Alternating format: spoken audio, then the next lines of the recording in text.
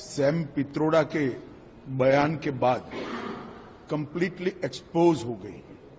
सबसे पहले घोषणा पत्र में सर्वे, मनमोहन सिंह का पुराना बयान जो कांग्रेस की लेगेसी है कि हम देश के संसाधन पर सबसे पहला अधिकार माइनॉरिटीज का मानते हैं, और अब इनके मैनिफेस्टो बनाने में जिनकी अहम भूमिका है वो सैम पित्रोड़ा का बयान कि संपत्ति के बंटवारे पर विचार होना चाहिए।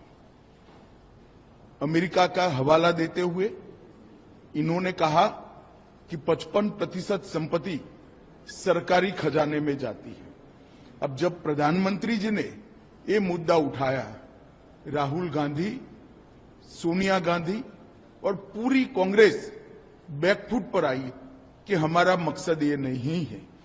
परंतु आज सैम पित्रोड़ा जी के बयान ने कांग्रेस का मकसद देश के सामने स्पष्ट कर दिया है।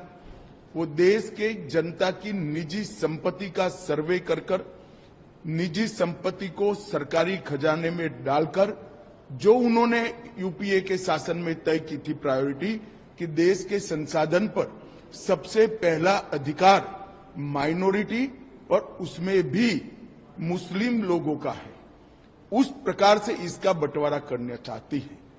मैं मानता हूं कांग्रेस पार्टी या तो अपने मैनिफेस्टो से इस बात को विड्रॉ करे या उन्होंने स्वीकार करना चाहिए कि यही उनका मकसद है।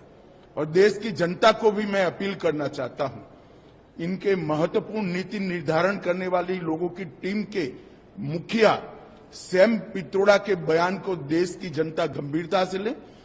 इनके मन में छुपी हुई मनसा क्या है आज बाहर आ गया है। इसका कॉग्निजेंस, इसका संज्ञान देश की जनता ने लेना चाहिए।